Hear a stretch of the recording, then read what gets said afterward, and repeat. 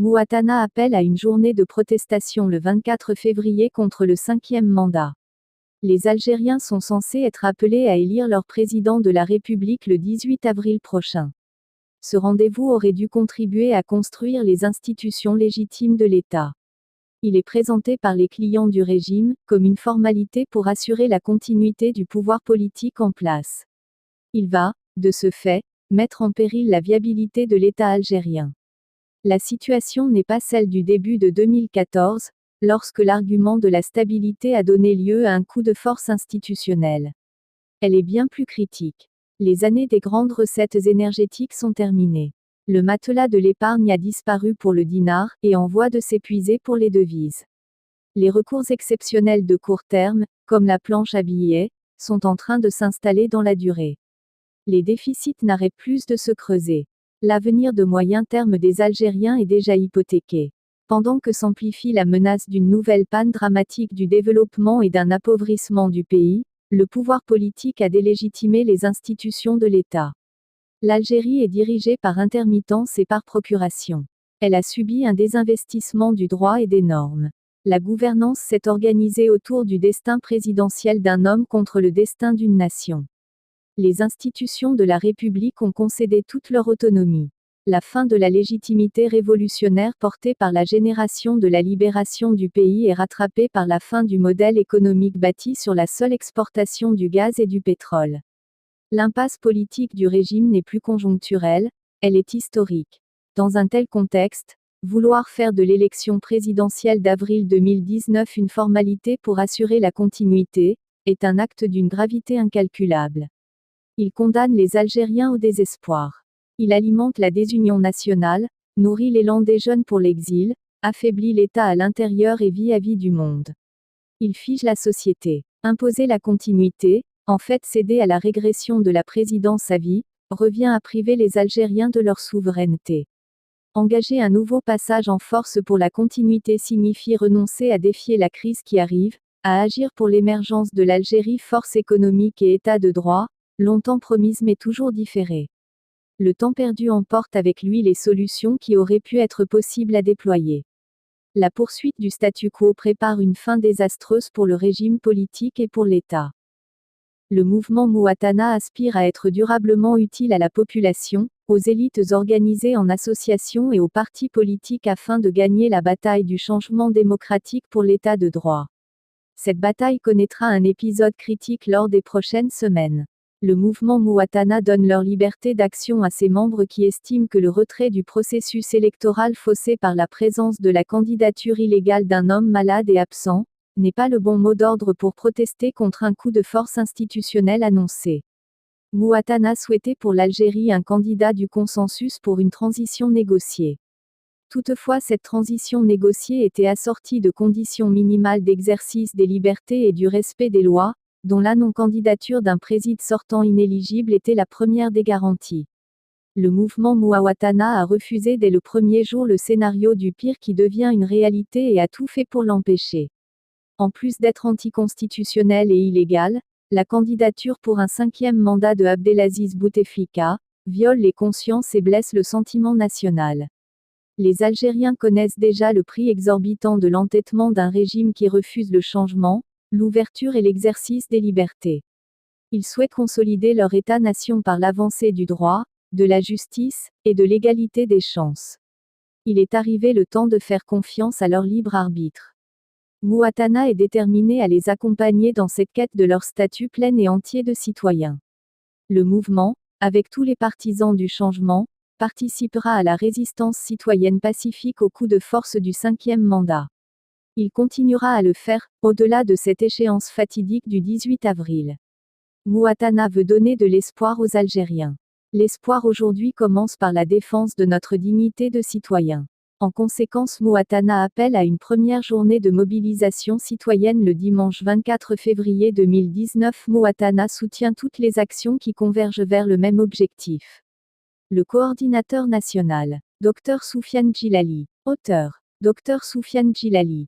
En se déplaçant sur une chaise roulante, le buste maintenu par une sangle, et après avoir été privé de parole depuis 2012, le président algérien Abdelaziz Bouteflika vient d'annoncer une surréaliste candidature à la prochaine présidentielle algérienne prévue en avril 2019. Portrait d'un président ambitieux. De nombreuses voix s'élèvent en privé pour dénoncer la mascarade d'un scrutin présidentiel, le 18 avril prochain, dont le but est de préserver les acquis d'une oligarchie sans scrupules et d'un pouvoir à bout de souffle. Mais beaucoup expliquent sa candidature par la dévorante ambition d'Abdelaziz Bouteflika qui cherche à garder le pouvoir jusqu'à sa disparition. Car le président Bouteflika, aussi épuisé soit-il, a toujours rêvé de disparaître alors qu'il était encore au pouvoir et de connaître un enterrement national. Né le 2 mars 1937 à Oujda au Maroc, Abdelaziz Bouteflika intègre à 19 ans l'Armée de Libération Nationale, ALN, retranchée derrière les frontières marocaines à qui on donne le nom d'Armée des frontières. Au sein du clan d'Oujda, il rencontrera le futur président de la République algérienne, Houari Boumedienne, qui sera son soutien dans toutes les crises au sein des futurs gouvernements qu'il présidera. Certains historiens n'hésiteront pas à évoquer une confiscation de l'indépendance par le clan d'Oujda lorsque l'armée des frontières s'emparera du pouvoir en plaçant Ahmed Ben Bella au pouvoir avant de le destituer 3 années après.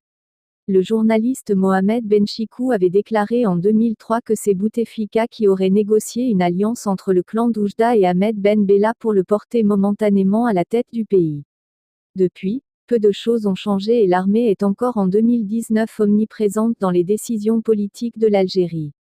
Une ascension fulgurante. Élu député de Tlemcen, sa région d'origine, pour 2 mandats tout juste après l'indépendance de l'Algérie, Bouteflika entame sa véritable carrière politique à 25 ans, après avoir été nommé ministre de la Jeunesse, des Sports et du Tourisme par Ben Bella. Après à peine une année à ce poste, il est nommé ministre des Affaires étrangères en septembre 1963, une position qu'il gardera jusqu'en mars 1979. C'est à ce poste qu'il se distinguera par ses talents de négociation et de porte-parole du mouvement des non-alignés rééquilibrant les rapports Nord-Sud. Membre du Conseil de la Révolution à partir de 1965 jusqu'à la fin de l'année 1976, le diplomate chevronné, porte-parole de la jeune nation algérienne et du tiers-monde, est élu président de la 29e Assemblée générale des Nations unies en 1974, année où fut exclue l'Afrique du Sud qui avait érigé un système prônant l'apartheid.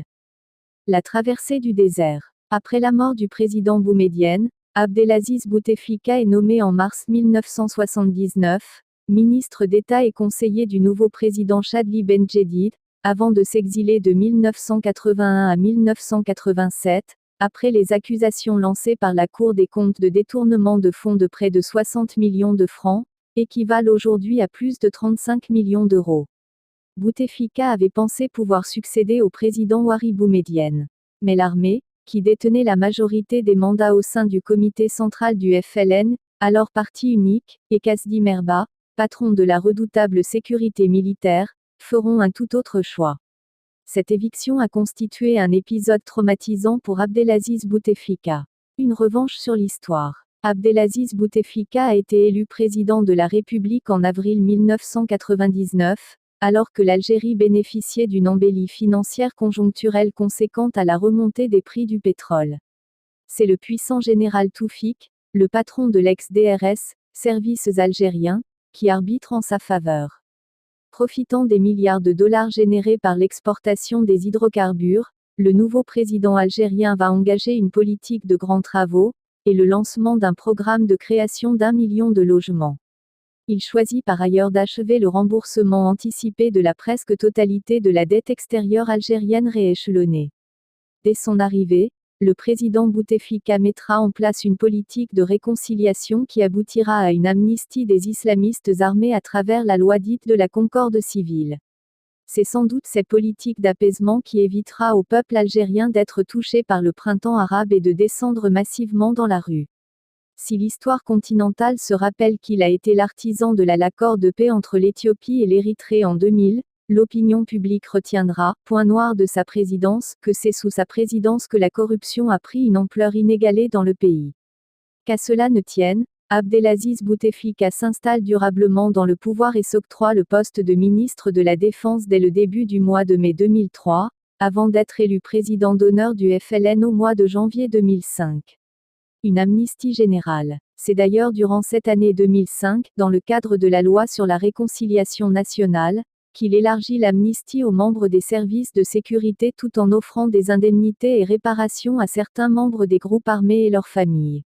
Soucieux de son avenir à la tête de l'État, Bouteflika s'est, tout au long de ces 20 dernières années, entouré de personnes issues de la région de Tlemcen dont il est originaire en les plaçant à la tête des institutions les plus importantes d'Algérie. D'ailleurs, c'est en 2008 que le Parlement algérien décidera de modifier la Constitution pour faire disparaître la disposition 74 sur la limitation de mandats consécutifs qu'un président peut exercer. Une entorse à la loi fondamentale algérienne passée comme une lettre à la poste. Glissement vers une autocratie. Je ne serai pas un président aux trois quarts, avait déclaré Abdelaziz Bouteflika dès son arrivée au pouvoir.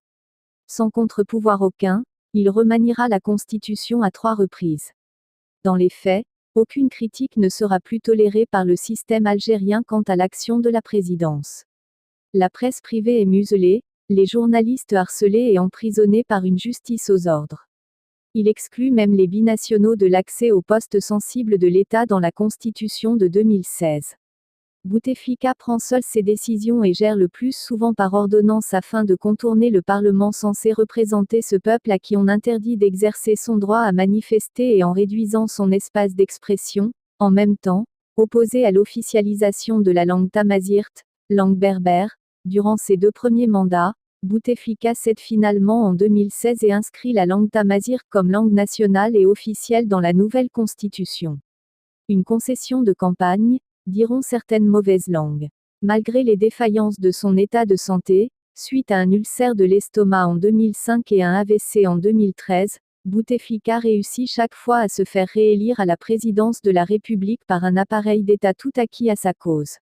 Il entreprendra même une restructuration visant l'armée et les services de sécurité en 2015, dont il écarte le puissant chef du DRS, le général Toufik, afin de s'affranchir des militaires et renforcer un pouvoir présidentiel qu'il se veut, civil.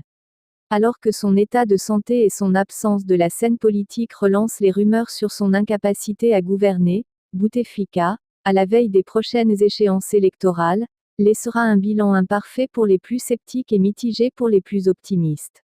Les promesses illusoires. Cela ne découragera pas l'entourage de Boutef, comme aiment l'appeler les Algériens, de soutenir le président valétudinaire pour un 5e mandat.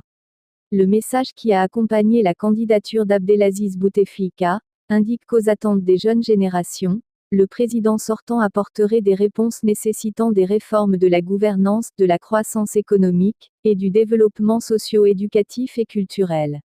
Ce vœu pieux se concrétiserait par une hypothétique conférence nationale pour dégager les voies d'un consensus parmi les composantes politiques, économiques et sociales de la nation. C'est en fait la promesse d'une 2e république que promet Abdelaziz Bouteflika pour son 5e mandat. Pourra-t-il répondre à la charge de travail qu'il veut s'imposer avec un état de santé aussi précaire et dans un contexte rendu difficile par la baisse des revenus pétroliers? Certainement pas. Aujourd'hui, même si son bilan ne peut être jugé au vu des défis et des chantiers engagés inachevés notamment sur le plan du développement du pays, Abdelaziz Bouteflika aura été un homme d'État en matière de réconciliation nationale après 20 années passées, pour l'instant, à la présidence.